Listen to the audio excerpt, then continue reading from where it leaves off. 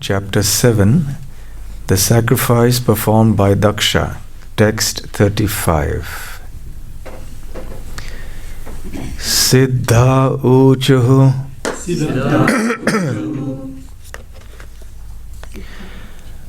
Ayam Tvat Kathamrishta Piyusha Nadyam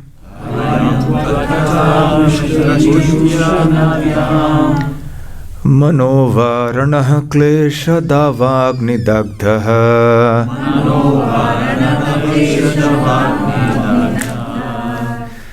Trishartu vagadho na sasmaradavam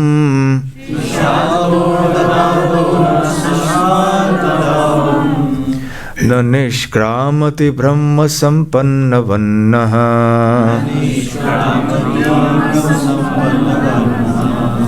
Siddha Uchuhu Ayam Tvat Kathamrishta Piyusha Nadyam Manovaranah klesha davagni dagdha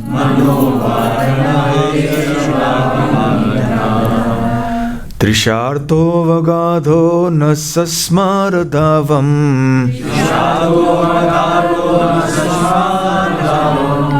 Na nishkramati brahma sampannavannaha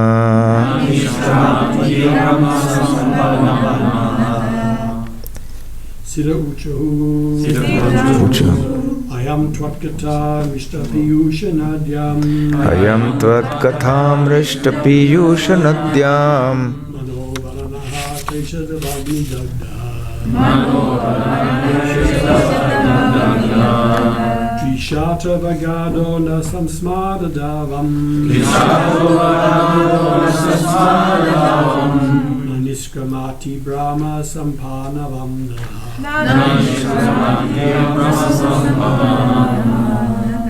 Siddha Uchuhu Ayam Tvat Kathamrishta Piyusha Nadyam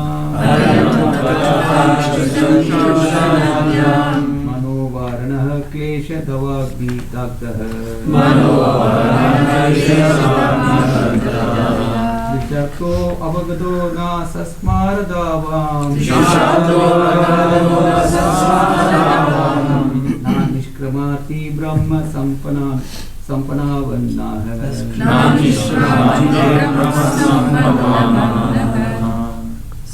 Uchuhu Ayam Tvat Kathamrishta Piyusha Nadyam Ayam Tvat Kathamrishta Piyusha Nadyam Manovaranah klesha davagni dagdha Manovaranah klesha davagni dagdha Trisharto vigadho na sasmaradavam Trisharto vagadho sasmaradavam Na nishkramati brahma sampannavanna Na nishkramati brahma sampannavannaha. Ladies, please. Siddha Uchuhu Ayam Tvat Kathamrishta Piyusha Nadyam Manovaranah klesha davagni dagdha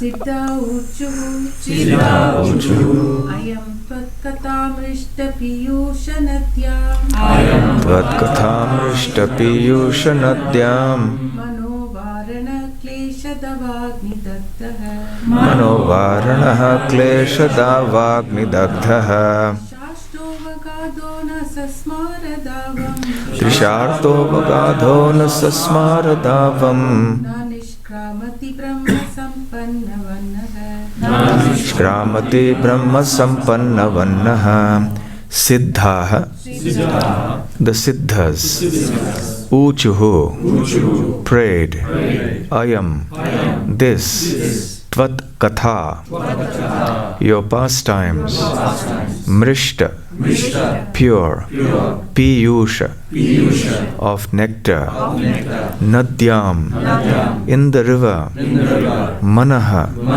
of the mind, Varanaha, the elephant, Klesha, sufferings, Dava, Agni, by the forest fire, Dagdhaha, burned, Trisha, thirst, Artaha, afflicted, Avagadhaha, being immersed, Na Sasmara, does not remember, Davam, the forest fire, or the miseries, Na Nishkramati, not come out, Brahma, the absolute, Sampannavat, like having merged, Na, our.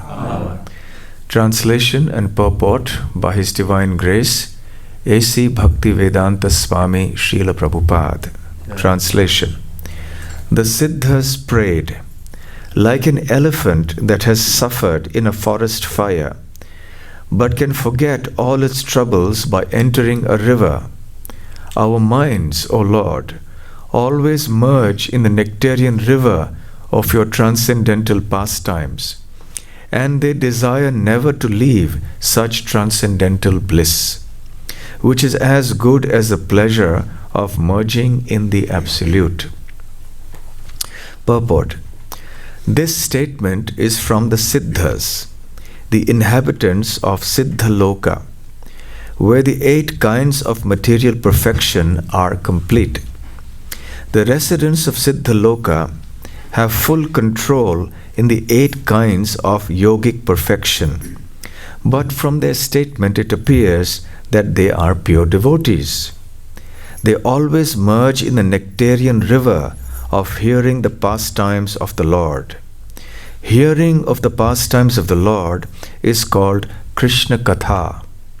Similarly, there is a statement by Prahlad Maharaj that those who are always merged in the ocean of the nectar of describing the Lord's pastimes are liberated and have no fear of the material condition of life. The Siddhas say that the mind of an ordinary person is full of anxieties. The example is given of the elephant who has suffered in a forest fire and who enters into a river for relief. If persons who are suffering in the forest fire of this material existence will only enter into the nectarian river of the descriptions of the pastimes of the Lord, they will forget all the troubles of the miserable material existence. The Siddhas do not care for fruitive activities such as performing sacrifices and achieving the good results. They simply merge in the transcendental discussions of the pastimes of the Lord. That makes them completely happy, without care for pious or impious activities. For those who are always in Krishna consciousness, there is no need to perform any kind of pious or impious sacrifices or activities.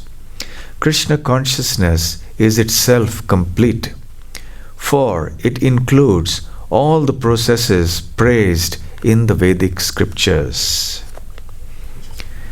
Om Ajnanatimirandhasya Jnananjana Shalakaya Chakshurunmilitam Yena Tasmai Shri Gurave Namaha Shri Chaitanya Manobhishtam Sthapitam Yena Bhutale Swayam Rupa Kada Mahyam Dadati Svapadantikam Vandeham Shri Guru Shri Yutapadakamalam Shri Gurun Vaishnavamscha Shri Rupam Sagrajatam Sahagana Raghunathanvitam Tam Sajivam Sadvaitam Savadhutam Parijana Sahitam Krishna Chaitanya Devam Shri Radha Krishna Padan Sahagana Lalita Shri Vishakhan Vitamscha Nama Om Vishnu Padaya Krishna Presthaya Bhutale Srimate Bhakti Vedanta Swamin Nitinamine Namaste Saraswate Deve Gauravani Pracharine Nirvishesha Shunyavadi Paschatya Deshatarine Vancha Kalpatarubhyascha Kripa Sindhubhya Evacha Patitanam Pavanebhyo Vaishnavebhyo Namo Namaha. Jai Shri Krishna Chaitanya Prabhu Nityananda Shri Advaita Gadadhara Shivas Adi Gaura Bhakta Vrinda. Hare Krishna Krishna Krishna Hare Hare Hare Rama Rama Rama Hare Hare. After the sacrificial arena of Daksha has been devastated by Lord Shiva, finally the Supreme Lord appears and all the assembled personalities there, the demigods and others, offer prayers to the Supreme Lord. So in this series of prayers, the residents of Siddhaloka, who are called the Siddhas, are now offering prayers. As Srila Prabhupada mentions here, the Siddhaloka is characterized by the residents naturally having mystic perfections. These mystic perfections of the path of Ashtanga Yoga, or the eightfold process of yoga, are called Siddhis. Siddhis means perfections. But these perfections are material perfections. They are mystic perfections that generally yogis obtain as a byproduct of their yogic practices. Genuine yogis do not get disturbed or attracted by these mystic perfections. These mystic perfections or siddhis can be mind-boggling and extremely captivating for the common mass of people. For example, someone can float in the air, someone can walk on water, someone can reach out a hand and get something from Melbourne while sitting in Perth, or someone can read another person's mind. Now these are siddhis. And imagine if some human being is able to obtain these perfections, what kind of popularity or fame that person will get, and how intoxicating such powers will be for such a person. So even for genuine yogis who progress on the path of Ashtanga Yoga and they encounter such powers that come automatically as a result of such practice, there is a danger that they may get distracted and they may start thinking that these powers are it. This is the purpose of my yoga. Now I'm successful because I have these powers. And they may try to utilize these powers not for the original purpose for which they started the yoga in the first place, but now they want to get popularity, fame, name, or some other material thing like control over people and so on. This happens. This is a topic in itself. In India, you will still find, even to this day, there are some yogis who will exhibit such powers. One time, one devotee was telling me about how this yogi in the Kumbh Mela, the huge gathering, religious gathering that takes place once in 12 years in Prayag, Allahabad, that this yogi was on the first floor of a building, and there was a lady who was walking by on the street, and she was carrying some foodstuffs like fruit and so on. He just reached out from there and took some fruit out of her bag or something. And that was quite a long distance away. It must have been at least 30 feet away, or 30 or 40 feet away. And one can only imagine her reaction when she saw that happening. Srila Prabhupada mentioned that there are some yogis who enter into the Ganga in the Himalayas and they emerge in Calcutta, having gone in the water of the Ganga, and they emerge in a very short span of time. So there are such things that happen. Devotees of the Lord, of course, are never impressed by such a display. There is a little story about how one person went to the Himalayas to perform austerities and do yogic practices, and came back after many years, having accomplished some feat. He now could walk on the water. So he announced to the village people that today I'm going to walk across the river. And many people gathered. And he actually walked across the water. And everyone was struck with wonder. But there was one devotee from Perth who was there. And he scoffed at it and he said, I'm not impressed at all. So your feat is just worth 25 cents or maybe $1. So that yogi was outraged. He said, what do you mean? He asked him, he said, how long have you taken to learn this art of walking over the water? And he said, it took me 12 years of hard austerity and yogic practices to achieve this. So what you have achieved by 12 years, I can attain just in a few seconds, because when I work for a few minutes, I get $1 or 25 cents. I can pay a boatman and go across the river. So I don't need to work for 12 years to do what you are doing. So the point being, the devotees of the Lord are not at all impressed by such things.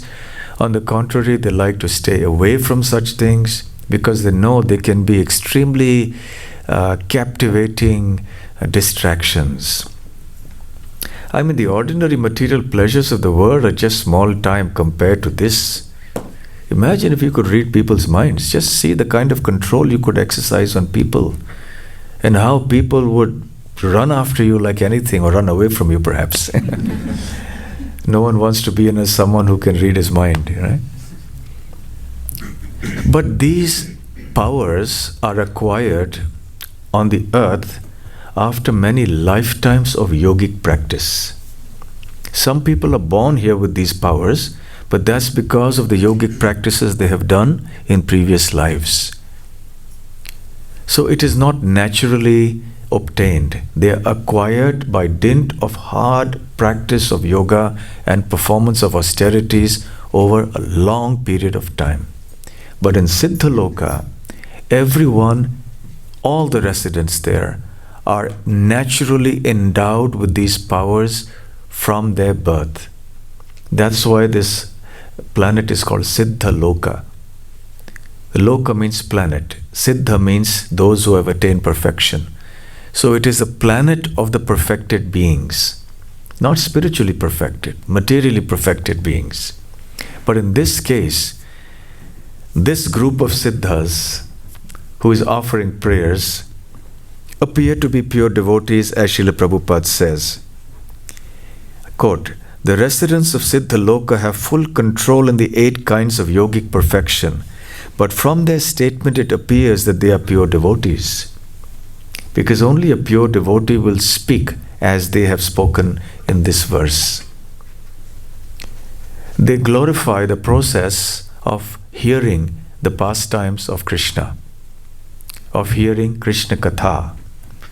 And they give a very nice metaphor to it for an elephant who is afflicted by the heat and the discomfort of a forest fire, and somehow with great difficulty he flees, saves himself and finds a river, and he enters into the river where the heat and the fire of the forest now cannot touch him. He experiences a great amount of happiness and relief. He forgets about the suffering he has endured in the forest.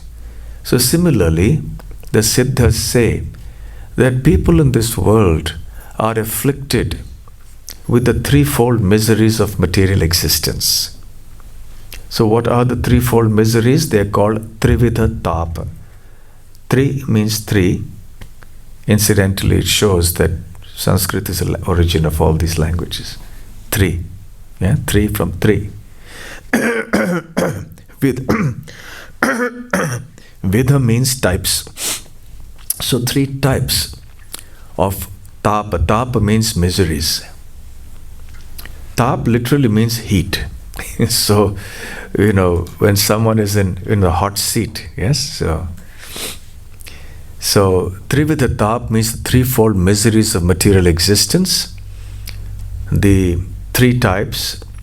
One inflicted by other living entities, which is called Adhibhautika Klesha. Klesha is suffering. Miseries inflicted by nature or by the demigods, Adhidaivika Klesha. And finally, Adhyatmika Klesha, or the miseries that are produced by one's own body and mind. So all living entities in this material world are subject to these three types of miseries. And therefore, no one can be happy. Everyone is suffering in the material world. And if one wants to get relief from this threefold misery, then one must enter into the river of the pastimes of Krishna. Tvat Katha. The Siddhas pray to the Lord. Narrations about you, my Lord, our Lord. Mrishta, very pure. Piyusha means nectar. Nadya means river. So the narrations about your pastimes are like a river of nectar, of pure nectar. So for conditioned souls like us who are suffering the pangs of material existence, enter into this river of Krishna Katha. That means we absorb ourselves in the hearing of the pastimes of the Lord. Then we obtain complete relief. There is a similar verse in the 10th canto of the Srimad Bhagavatam, in the famous Gopi Gita, the song of the gopis. It is a celebrated verse, often cited by devotees. And King Pratap Rudra in Jagannath Puri, when he went incognito or in disguise and began massaging Sri Chaitanya Mahaprabhu's feet, then he chanted many verses. And this was one of the series of verses he chanted. Tava Kathamritam Tapta Jivanam Kavibhiriditam Kalmashapaham Shravana Mangalam Srimadatam Bhuvi Grinantiye Bhurida Janaha. Very famous verse. It's generally chanted musically. I've cut out the music, I just spoke it simply.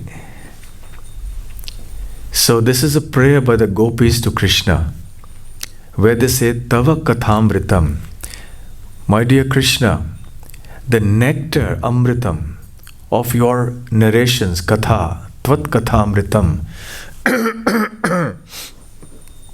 is Tapta Jivanam. Tapta means those who are afflicted by the Tapa. Tapa, I mentioned earlier, is the threefold miseries. So those who are burning in the heat of this material existence, they are Tapta. So this Krishna Katha, this nectar of Krishna Katha is the life. It is a source of relief for all those who are so burning in the fire of material existence. Kavibhiriditam. Kavi refers to great philosophers. Iditam means described. So your narrations have been described and continue to be described by great philosophers and devotees. Kalmasha apaham. Kalmasha refers to the sinful reactions. Apaham means eliminated. So by hearing Krishna Katha, all our sins are completely destroyed. Shravana Mangalam, just by hearing this, all good fortune and auspiciousness is invoked. Srimad Atatam, it is broadcast all over the world. And Srimad, it is full of spiritual power. Bhuvi grinanti ye, on this earth, all those people who accept this process of Krishna Katha and distribute Krishna Katha all over are the most munificent or beneficent people. So the greatest welfare work we can do, according to the gopis of Vrindavan, is that we can speak about Krishna and enable others to speak and hear about Krishna. And in that way, tapta jivanam, such katha will become our life and soul, and it will give us complete relief from the pangs of material existence. Srila Prabhupada also cites a statement in the purport, a statement by Prahlad Maharaj, that those who are always merged in the ocean of the nectar of describing the Lord's pastimes are liberated and have no fear of the material condition of life.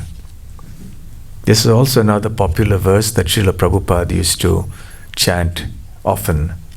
Naivo dvije paradoratyaya vaitaranyas tvad-virya gayana mahamrita magna chittaha shoche tato vimukha chetasa indriyartha maya sukhaya bharam udvahato vimudhan. Na udvije, Prahlad tells the Lord, my dear Lord, I am not at all afflicted or disturbed by what? Paraduratyaya vaitaranyas, by this terrible material existence, which is constantly giving us so much pain. But I am all right. I have no problem with this. I have no issue with this. I am not at all disturbed by the threefold miseries of material existence. Naivod vijay paraduratyaya vaitaranyas. So why am I not disturbed? Tvad virya gayana mahamrita magna chittaha. Chitta means consciousness. Magna means absorbed. Because my consciousness is constantly absorbed. Absorbed in what? Tvad virya gayana. Gayana means singing. My mind is constantly absorbed in the singing of your wonderful acts, Tvad-virya, which is Maha Amrita, which is great nectar. Because I'm constantly absorbed in hearing about your pastimes and your messages and in reciting them, therefore I'm not at all affected by the threefold miseries. Rather, for myself I have no misery, but there is only one sorrow I have. Shoche tataha. For those people who are averse to you. Vimukha chetasa. Chetasa means consciousness. Vimukha means who have turned their face away. So for myself, my dear Lord, I have no issues with this material world. I am happy here because I am constantly absorbed in hearing and chanting about you. But the sorrow that I have is for those people who have turned their back to you, so to speak. Shoche tato vimukha chetasa. Why have they done it? Indriyartha. For the sake of their senses, for sense gratification. And such sense gratification is Maya Sukha. It is illusory happiness, the false happiness presented by the illusory energy of the Lord. And driven by false desires for happiness in this world, what do? Bharam udvahato. They lift all sorts of unnecessary burdens and responsibilities in their life. I have to do this, I have to accomplish that, I have to achieve this material goal. So they are constantly struggling to set higher and higher standards and live their dreams in the material world, not realizing that actually it's nothing but a dream. So I only have sorrow for them, my dear Lord. So this is the prayer of Prahlad Maharaj. Indeed, very appropriate for this particular verse. So the Siddhas are also praying like that. Again, also it says here that the minds of those who are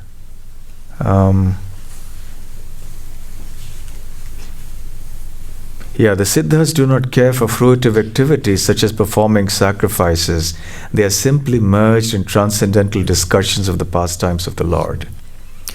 So devotees of the Lord are not very concerned about ordinary religiosity, which is religion that is performed for obtaining some material benefits, or which is practiced just as a formality. But rather, they have understood the essence of true religion, the essence of true spirituality, which is to constantly absorb oneself in the hearing and chanting of the Lord, in the association of devotees. Do you know why? If you can give me one sentence as to why Srila Prabhupada founded the International Society for Krishna Consciousness. One sentence that he said, in as few words as possible. Why was this movement founded by Srila Prabhupada? Association of devotees. Yes, that's exactly right. Srila Prabhupada said, I have founded the International Society for Krishna Consciousness to give the world association of devotees. That's the sum and substance of it. And what does one do in the association of devotees? One doesn't talk about the stock market. One doesn't talk about the cricket matches. One talks about Krishna. Because in the association of devotees, there is hearing and chanting about Krishna. And that is what should happen in the association of devotees. So this is the great gift that Srila Prabhupada has given us. That is the reason we have these temples, and that is the reason we have communities of devotees who gather around the temple. I think you also have small groups, right? Bhakti Vriksha groups? What do you call Sangha groups? What do you call them? Bhakti Vriksha groups? Yeah, Bhakti Rasamrita groups. How many groups do you have? 9 groups. 9 groups, okay. So you have so many groups of devotees who meet regularly, once a week, I suppose? Yes, Maharaj. Once a week you meet, maybe 5, 10, 15, 20, whatever number, you meet together, you hear and chant about Krishna together. I suppose you have some kind of a protocol that you follow. You discuss certain topics from Srila Prabhupada's books. You chant Kirtan. So this is very nice. And similarly, all the groups come together in the temple on certain occasions, hopefully more often, whether it's the morning or whether it's a Sunday program and on other occasions. So we gather together in the temple here. We hear and chant about Krishna. We render varieties of services to Krishna. And when we are not able to come to the temple, then we also meet elsewhere in the city in little groups once a week and hear and chant about Krishna. So whether it's the small groups meeting outside or whether it's the temple, the purpose is the same. So both must work in harmony, in synchronicity, that's the word, yes? Synchronized with each other so that all achieve one goal. Everywhere I travel, I also encourage devotees to make these small groups, whatever name you may give them or call them. It's very helpful to have these little groups.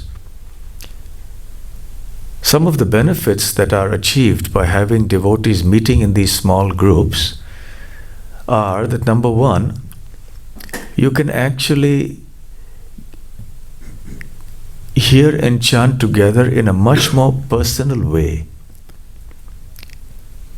And people can ask questions, because sometimes in large groups, say 100, 200, people may feel awkward to ask questions or share their thoughts and so on. And it may not be a focused discussion. For example, we have Sunday programs, but it's a general verse, a general topic. But when you meet together in a small group, you can have a syllabus, you can go ahead in a very systematic manner. So it's very personalized training in the philosophy and practice of Krishna consciousness. This is an important benefit. one can also give personalized care to devotees, which becomes more and more difficult when the community of devotees grows larger in number. So it becomes difficult to check with everyone what they are doing. Are you chanting your rounds, Prabhu? One time in one temple, I happened to ask one devotee, how's your chanting going? This was the first time I met him. And he looked at me with his mouth open and said, in 12 years, nobody has asked me this question. He said, when I was a new devotee, everything was fine. Everyone looked after me nicely. So once I'm initiated, now no one cares. I said, no, maybe it's just so busy. So yeah, it's not that no one cares. It's just that the devotee community has become so big, and it's just physically difficult to everyone to ask about everyone else, and it's just too complicated with so many people. So kind of arrangement where the community of devotees is split up into smaller groups is just very helpful. And then you get together, you can discuss your chanting, you can discuss, all the issues that come up in the practice of Krishna consciousness. You can go deeper into Prabhupada's books in a very systematic manner. So there are all these services that can be done in a smaller level. Personalized training, personalized care. So these are the benefits enormously, which sometimes are difficult for a temple to do when you all meet together. However, there's also the other side of it, which I caution everywhere I go, which is that one must not get disconnected from the temple. The groups must not become islands unto themselves. That is also something that happens in many of the places I travel to. The groups become isolated from each other. Groups do not mingle with other groups. That is why we have the temple. The temple is a central place where all the groups must come together. The purpose is the same. You hear and chant here, you hear and chant there. You serve here, you serve there. But by coming together here, you're going to create a mood of unity, of a larger devotee family, and the devotees in each group get exposed to many other devotees. Whereas in the small group, the devotees are exposed only to one devotee who's leading the group. But here they get the exposure to many other devotees, including visiting devotees, also resident devotees, which is very important actually. Our exposure to the movement should become broad and wide and not be just restricted to one particular small thing. Also, there is the thing that I have seen elsewhere, that in this island consciousness, so to speak, the leaders of the Bhakti Vriksha or the Bhakti or Sangha groups, they call different names in different places, and they have slightly different programs in different countries. But there is also the risk that they tend to kind of try to control everything, which is also not good. The spirit of these groups is that we are all servants of the devotees. We are here to serve. We are not the leaders actually. Servants, we are the servants of all the devotees. And so we come together as servants in the temple, we mingle together, and then the joy of Krishna consciousness increases. We are here to serve the temple. Because the temple is the main place where all of us can gather. And the other benefit of having a temple, and I think we'll discuss this probably this afternoon, is that you can have grand festivals here, which is difficult to have in a smaller group. And the power of numbers is also significant. When there's many people singing together, hearing together, it's very inspiring. So it's wonderful that we have all these nice groups, and it's really good. So there are pros and there are cons, and we have to see that the cons are eliminated and the pros are strengthened. And then we will have a wonderful devotee family. It's already wonderful. It will become even more wonderful in Perth. Hare Krishna. Any questions or comments?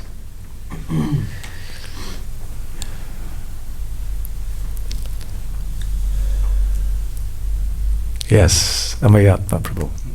So Maharaj, you were talking about the importance of devotee association. Right. And that association now, taste for Krishna Katha is increased. So it is coming together and glorifying Krishna in the group. Is that the main way that we can increase our taste for Krishna Katha? Or are there also other ways that we can increase our taste for Krishna? Okay, so the question is that, is coming together with devotees and hearing and chanting about Krishna the only way to increase our taste for Krishna consciousness, or are there other ways as well? Certainly there are other ways as well, but this is the primary method, the main thing. When we are not in the position to associate with devotees and hear and chant, then we should do it privately, in our own homes or in the ashram or wherever. We can read Prabhupada's books, we can chant to ourselves. Those who are householders can do it at home, sing and chant together. You can, So definitely we should also try to relish the taste of Krishna consciousness when we are in our own space. At the same time, the primary method is to gather with other devotees and hear and chant. It's much more powerful like that. So we should have a combination of both these things. And when we engage in devotional service and acts of spreading the message of Krishna consciousness, that also gives us the nectar. The reciprocation that we have, the mercy that we get because of the efforts involved in doing this, or make Krishna give us that happiness, that taste. So, mainly coming together, hearing and chanting, then in our private space, reading, hearing, chanting, and thirdly, spreading the message everywhere. Harinam Sankirtan, book distribution, going and speaking about Krishna to everyone. This will also give us that taste. Any other question? Yeah. Sorry, just to continue. And like in terms of when we do come together with each other, either in small numbers or big numbers, sometimes there's a tendency to socialize because we may not be trained to talk Krishna Katha and pastime. So we may feel a little bit timid to talk Krishna Katha. So it's easy to talk about mundane subjects in one sense. So how do we kind of rise up and become more fluent talking Krishna Katha? A good question. Amayatma Prabhu's questions are always very thoughtful and to the point. So the question is that when we do come to the association of devotees, we are not usually so trained to only focus the discussions on Krishna. And we might talk about so many other topics, mundane topics, and we just tend to use it as an occasion for socializing. Yes, indeed, that happens. Some degree of socializing, I guess, is all right because, devotees as it is are told not to associate with non-devotees. So they cut off their friend circle everywhere else.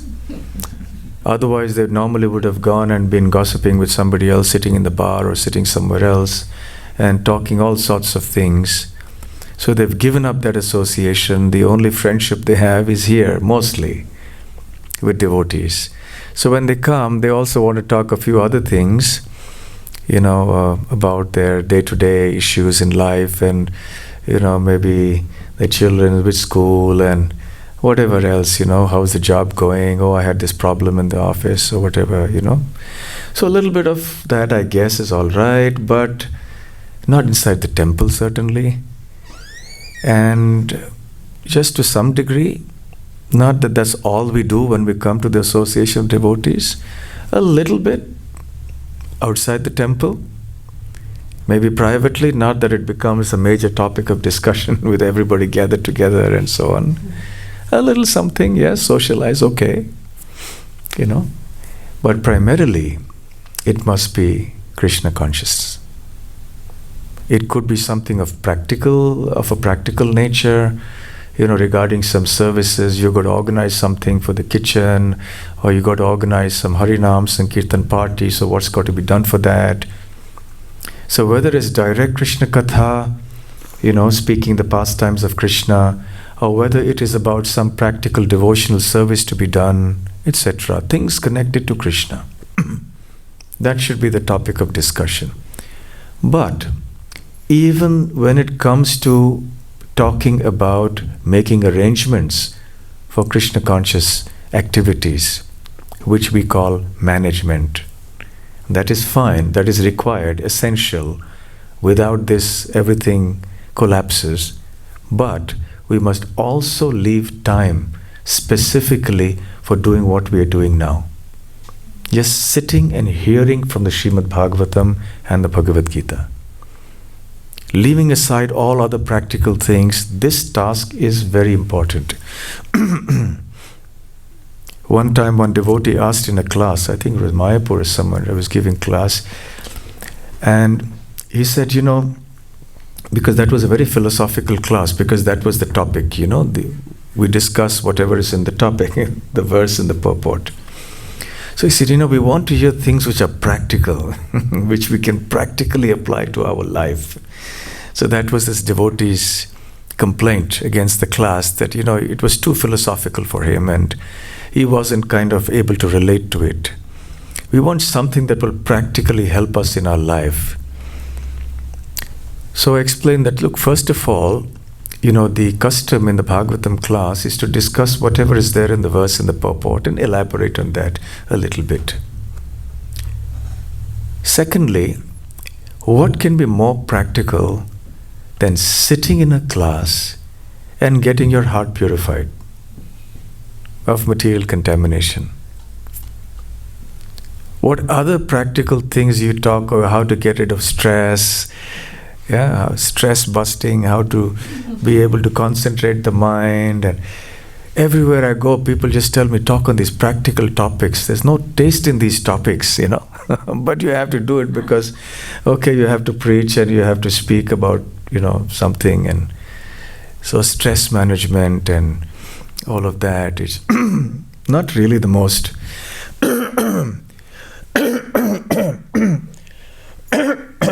excuse me, not the most exciting topics to talk about.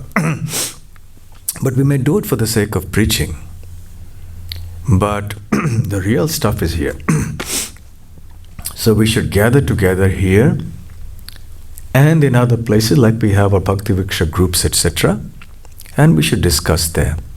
So even when the Bhakti Vriksha groups meet in your homes, if some of you, are any of you Bhakti Vriksha, you must be all parts of the program. Sorry? A few devotees, Bhakti Vriksha groups. Bhakti Vriksha members are here? Members as well as the leaders. Leaders are, okay, good. Very nice.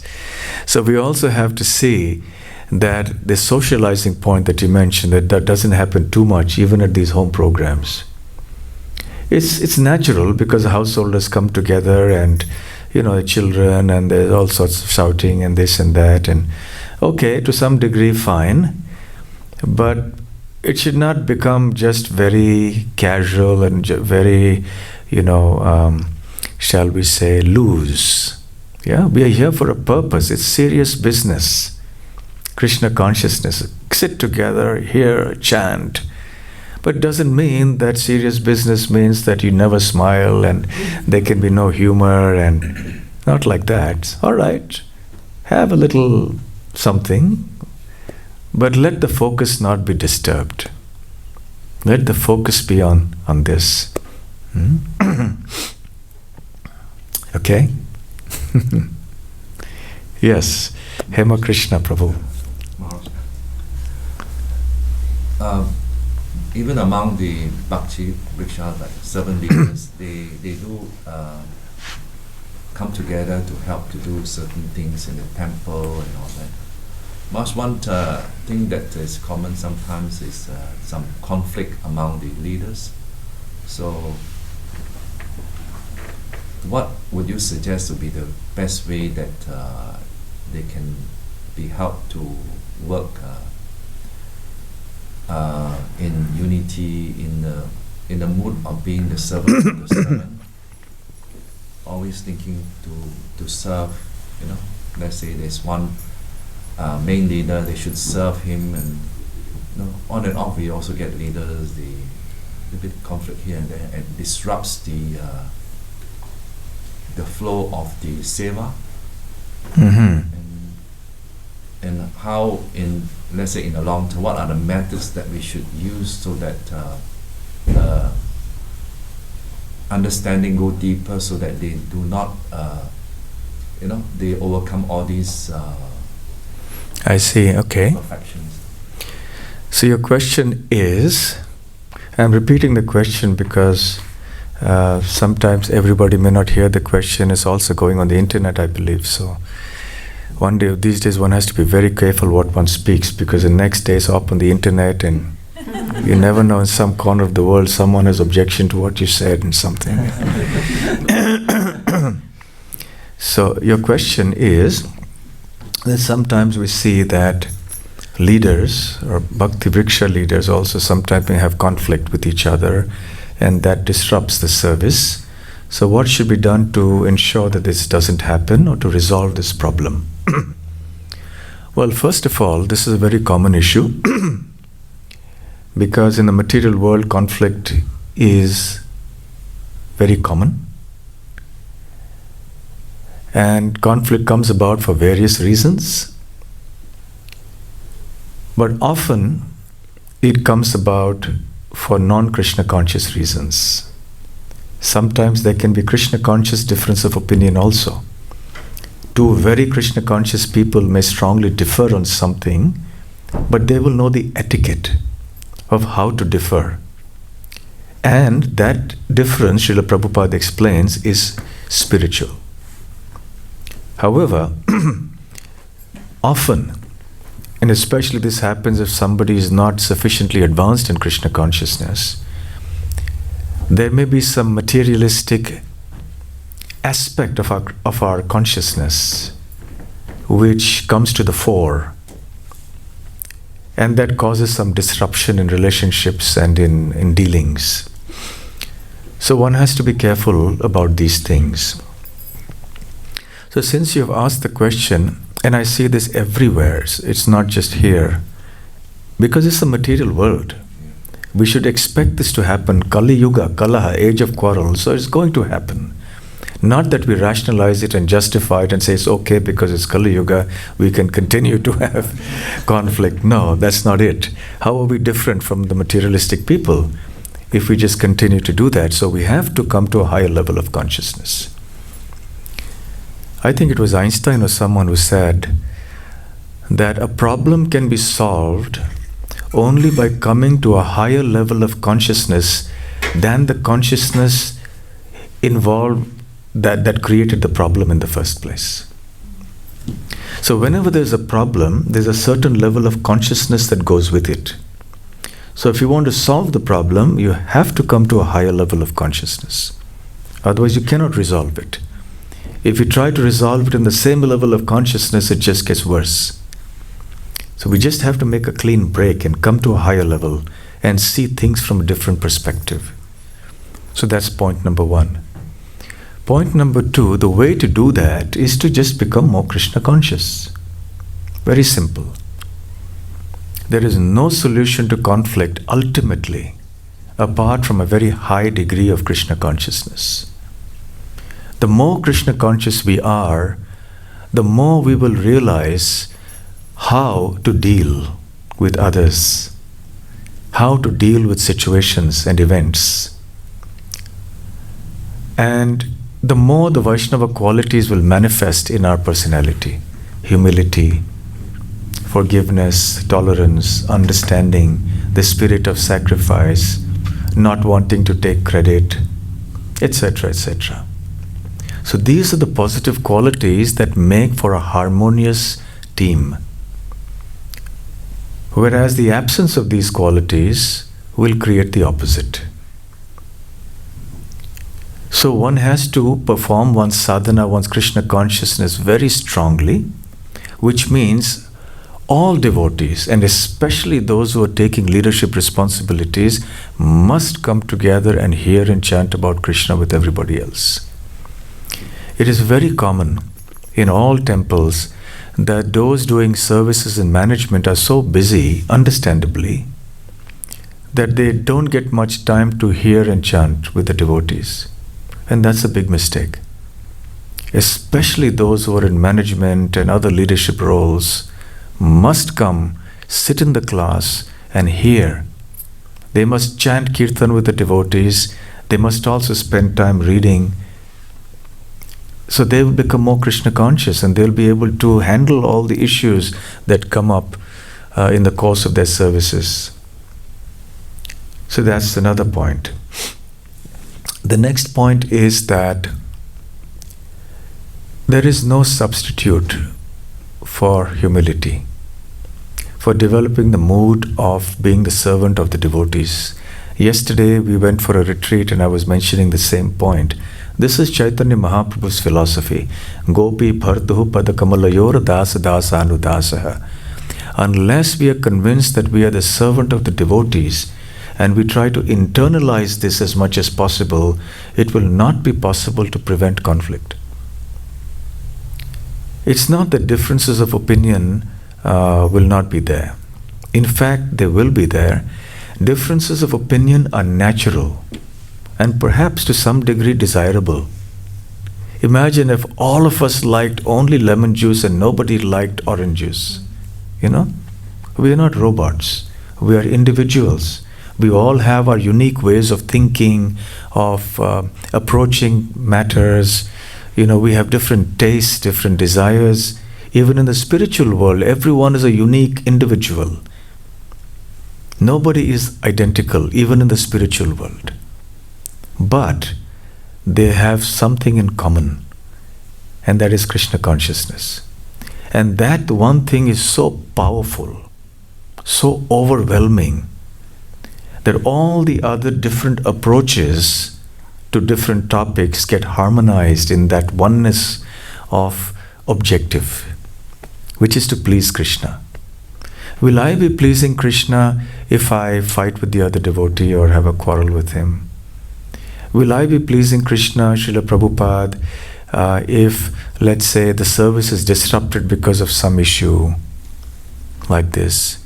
So what will it take then to resolve this problem? Does it mean that I have to just stand for what I say because what I say is right?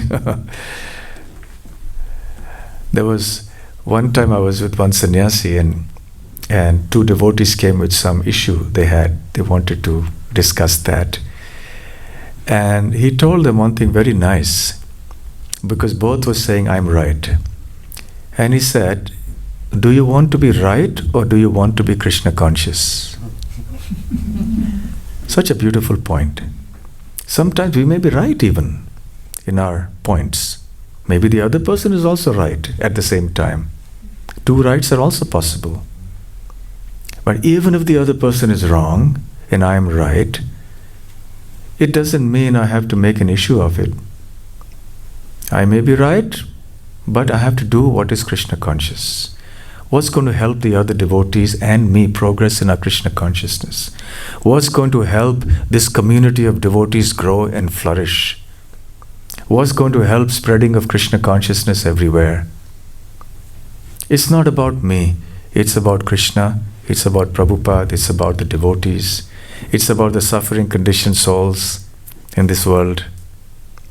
So therefore, when we change our mindset, we change our approach, and we say, no, whatever it may be, yes, I am not a pure devotee, I still have some ego, I still have some self-interest, but let me try sincerely to take a humble approach. Let me try to be a little broad-minded. Let me try to accommodate everybody along with me as we go along. So we can consciously attempt to try to be a servant of the devotees. If this is the mentality we have, everything will be just sublime. Even when there are differences of opinion, and they will be resolved easily. Because we will not make big issues out of it. And even when there are issues, then there is a mechanism to solve it. And even if it doesn't get solved, then we understand it's Krishna's arrangement. Of course, there's also something called svabhava or nature. So someone has a kshatriya nature, doesn't let go, wants to go for it. Someone has a brahmanical nature, it's okay, it's all right. But generally, these situations can be avoided if people are Krishna conscious and understand that they are servants of the devotees. A genuine devotee, even if he has many disciples, is a guru, will always think that I am the servant of my disciples. This is the consciousness of a Vaishnava. So everyone should think of himself or herself as a servant of the devotees. This will solve all the problems. And finally, at a practical level, conflict also arises because of lack of proper management, lack of proper planning, lack of proper vision. That is also one important reason for conflict which we see happening everywhere. I give this example often. I was in one temple in another country many years ago, and I was supposed scheduled to visit some university college for some lecture, and there was confusion because there was a communication gap between the devotees. Someone was supposed to arrange the program, someone thought someone else is going to arrange it. So the publicity hadn't been done adequately. And then one person realized that publicity hadn't been done, and then the poster hadn't been put up somewhere. And then he started, why didn't you do that? No, I thought someone else was going to do it. And then it went like that. Then we ended up there, and the mic wasn't there. So who's going to arrange the mic? Someone was supposed to do that. We were supposed to liaise with the university authorities to see that the microphone is there. And they were arguing, what happened? Who was supposed to do it? And then came prasadam time. Oh, I forgot to tell the kitchen. You had to make, also the halwa, not just the khichdi. But why didn't you tell? Why did you forget? Yes? And then I'm supposed to give a lecture after that. So I'm watching all this and I'm saying, when you start a lecture, you want a peaceful mind, isn't it? So you don't have to be in a conflict resolution mode. You want to just be peaceful so you can focus on what you want to say. Now, these are innocent little things. They didn't mean bad. They're nice devotees, but it's just not skilled. Yeah, I forgot. Somebody forgot the serving spoon also after that. So then there was further problems, They finally someone went in a scooter, rushed and got some prasadam, but he forgot the serving spoon. And then there was again, how am I going to serve if there's no serving spoon? Why didn't you bring the serving spoon? Unnecessary conflict. Simply because they're just not trained properly in how to do things in a systematic manner. So devotees must also have that skill of how to organize things well, how to deal with resources, how to deal with money, how to deal with devotees, Then automatically conflict comes down. So we should learn to plan properly. We should learn the art of leadership. These are skills that we must develop, how to take other people along with us. Whether we're doing one particular activity, a small project, how to involve other people also, so they also feel enthused to participate in this. So these are some thoughts. I think I went too far, too long, I think. But anyway, these are important topics that any temple or any community faces. Right? So I hope that helped. That helps a lot. Okay, thank you. Yes, Mataji. Just on the point you were talking about regarding association and the importance of having devotee association to advance in Krishna consciousness, which is what we are here to do, so that we can go in the broad community and do that. My position, and it's come through a number of incidents and built up over a period of time now, is that I've come to that realization that compatibility in association is really important. So compatibility could be a case of having 2 or 200 devotees, and when I hear classes like this, it brings up a number of in a way disturbance in my mind, because having come through the journey that I have been through, I've come to that point of realization, well, not necessarily association of 200 devotees is going to help me or help them in my association, for that matter, to advance. So please help me with this. Okay, so your question is that whilst association of devotees is very important and we hear and chant in their midst, but there is also the consideration of compatibility. And sometimes it's not just the quantity, that one may be in the midst of 200 and not feel the connection, and sometimes one may be in a much smaller group and feel the connection. So compatibility is important. Indeed, yes, that's true. Compatibility is important. And even as devotees, there will be differences of nature, and not every devotee will be able to be 100% compatible with every other devotee, because, as I said, we are unique individuals. However, there has to be a certain minimum compatibility which should be there in any society of human beings. Right? Number one. Number two, we're not just ordinary human beings, we are trying to be something more. We're trying to be good devotees, pure devotees. So there's a further ground for compatibility, which is Krishna consciousness. So we come together to hear and chant about Krishna, and that's where a compatibility comes from. The lack of compatibility comes from the mind and the body. So if we are focusing more on the soul and the spiritual needs that we have, which is hearing about Krishna, then a level of compatibility will increase significantly. And on the level of the body, mind, and our natures and so on, whatever little bit of incompatibility is there will be there. Okay, so we can just be courteous. Hare Krishna, Haribol, how are you? Nice, and go on. And then we can be close with other devotees with whom we feel a sense of compatibility.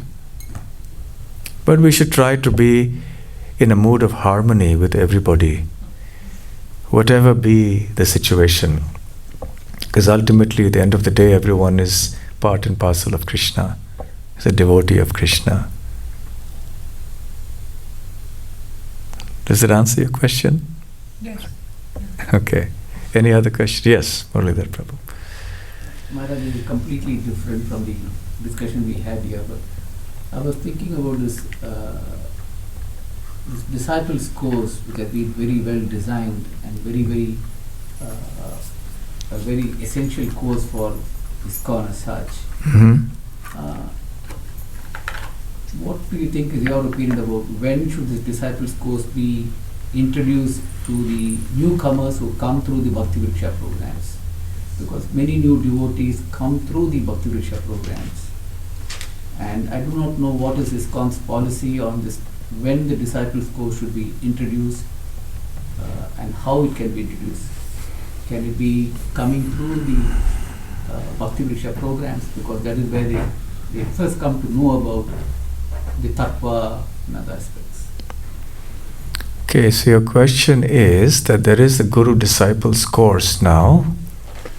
At what point should devotees be introduced to this course? Should it be before they come to the Bhakti Vrikshas, during, or when? Because mostly, at least in many cases, people become devotees through the Bhakti Vriksha system. Well, I don't know if there is any specific rule about that. I'm not aware.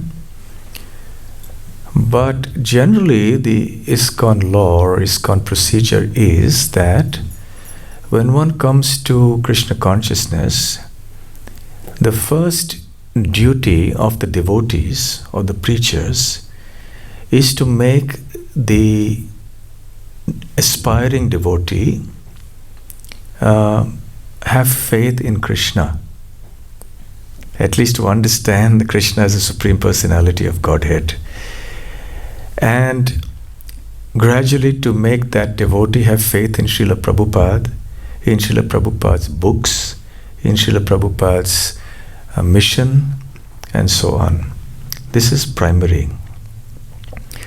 When one's faith is very strong or reasonably strong, then one should see by natural course if the new devotee is. So they should first of all chant Prabhupada's pranam mantra as they come in and become devotees. That's the first thing. Then gradually, as they start understanding what Krishna consciousness is and what ISKCON is, then they might realize that I want to take initiation from a particular personality within ISKCON, and they're also taking shiksha from various sources. So then they can chant there's a procedure for that. Then you, with the permission of that spiritual master, you take the pranam, you chant the pranam mantra. But you can't do that till at least 6 months, or I think it's 1 year, I forget now, till you've been chanting 16 rounds.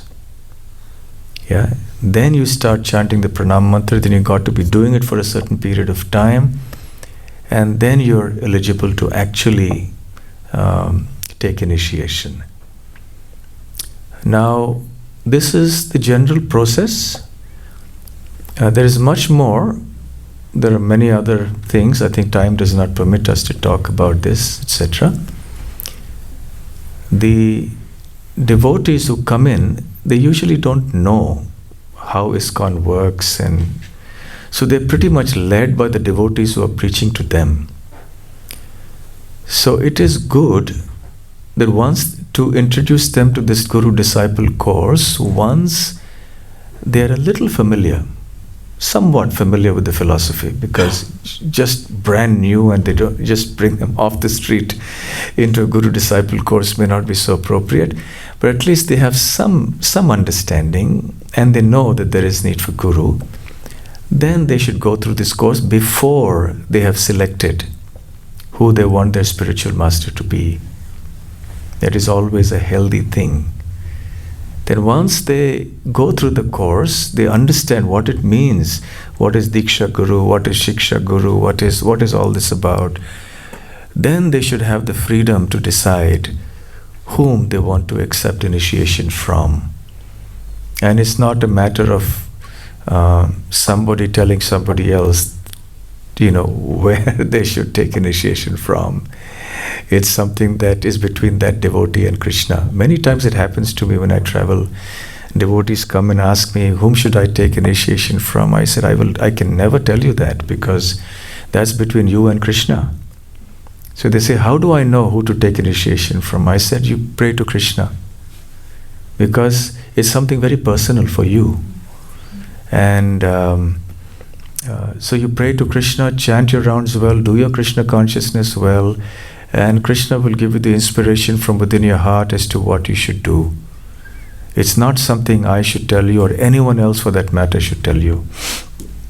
It's something that you have to decide, but you have to decide when you are sufficiently well versed with the philosophy to understand what you're getting into.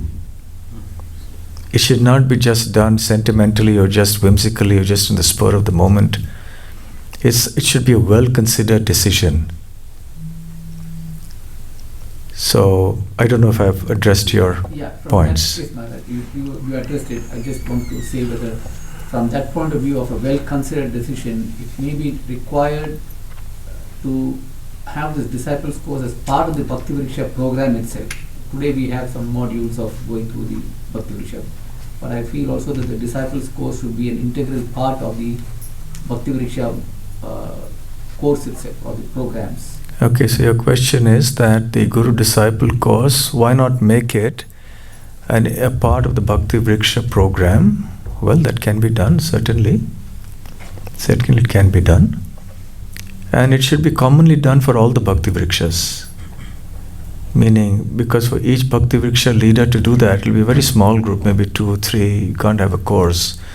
So if there's something regularly happening in the temple periodically every now and then all the Bhakti Vrikshas will send in their devotees to be part of this course, so they understand what it's all about. But this is an issue I get asked all the time, every temple when I go. These are issues that come up. So, fine, okay? So we've really gone a long way ahead. Thank you very much. Anyway, today's Sunday, you don't have to go to work. So I think it's all right. So my best wishes to all of you for your Krishna consciousness ahead. Wonderful things are happening here in Perth. And I wish you all the best, that the Krishna consciousness may flourish more and more. Thank you very much. Hare Krishna. Srila Prabhupada ki jai. Grantharaj Srimad Bhagavatam ki jai. Gaur Premanande. Hari Hari Bol.